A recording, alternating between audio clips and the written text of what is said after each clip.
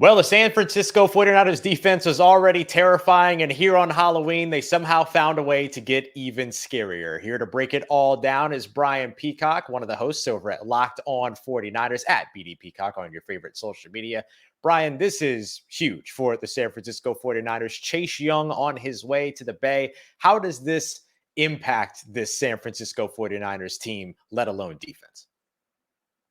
It's a huge addition. He's one of the more talented edge players in the NFL, just from what his physical ability is. Now, we haven't seen that come to fruition yet on the football field. We started to see the glimpses of it as a rookie. He had the torn ACL and has never been the same guy. Is it because of injury? He's further and further removed from that torn ACL.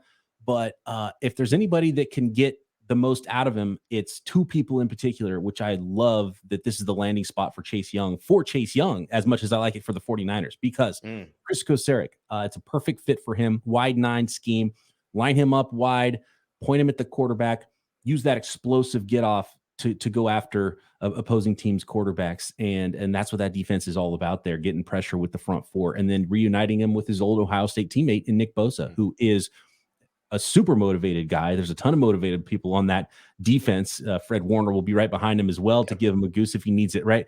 And there's no better technician in the NFL really than Nick Bosa, and he was a fully formed player coming out of Ohio State. And so, can they get the most of him?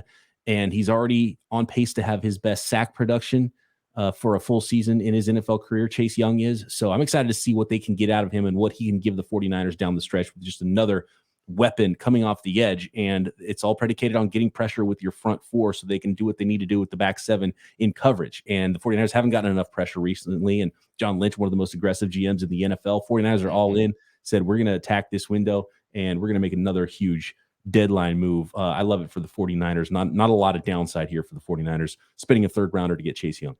Yeah, I mean, pretty unique to see a situation to where a team benefits from getting the player and the player immediately benefits from what the team has to offer. And then you can kind of see the ripple effect from there. And you mentioned Nick Bosa and the ripple effect of how Bosa can impact Young. But what does the addition of Young opposite Bosa do for him? Well, as long as Young is a force to be reckoned with, then it's just going to allow Nick Bosa to be singled more often. He's one of the most double teamed edge players in the NFL, along with guys like Myles Garrett. And so having less blockers in front of Nick Bosa, and he's been so close. He's been really good at getting pressures this year, hasn't really accumulated the sack numbers that we've been accustomed to for Nick Bosa so far this year. So one less blocker, one less chip in front of him, I think will be super helpful. And, they're all going to help each other. And I know Chase Young already came from a really talented defensive line in Washington, but it's no less talented now in San Francisco with Eric Armstead and Javon Hargrave there in the middle with him as well. Yeah, I mean, it's a fantastic defensive line. Just a quick follow-up for you on the sort of injury concerns when it comes to Chase Young. Is there any concern that a third-round pick was too much to spend, or knowing Chase Young's top end and what that could potentially be in this scheme in particular, did that feel like that was the right level of compensation for him? I think it was perfect from a 49ers perspective, because if he plays great and he prices himself out from coming back in free agency and is only a rental, it's something the 49ers haven't really loved to do in the trade market. But you think, okay, the better he plays, maybe the least likely it is that he sticks around, because he's going to get too much money and the 49ers don't have that much money to spend. But that means the 49ers might get, say, a third round comp pick back. Right. And it's just going to be a year later instead of the 2024 draft third rounder that they gave up. So the better he plays, the more the 49ers will get in a comp pick, or maybe they'll just say, wow, this guy's indispensable. We're going to have to move some money around and figure out a way to keep him long-term.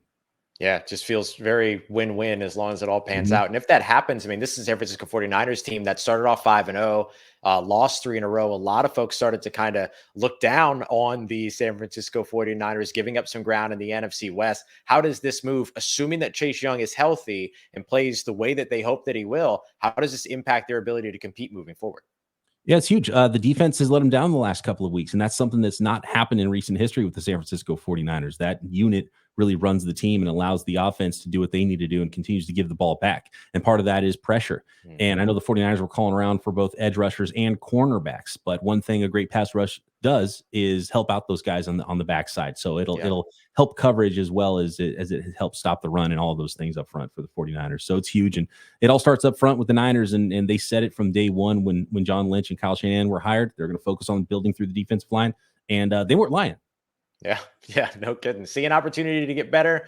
It's what the San Francisco 49ers do. They get better. For more on the San Francisco 49ers, this trade, and of course, everything going on around the rest of the season in the Bay, make sure you're following on with the Locked On 49ers podcast every single Monday through Friday here as a part of Locked On Podcast Network, your team every day. Brian, thanks so much for joining us, man. Appreciate it, Ross.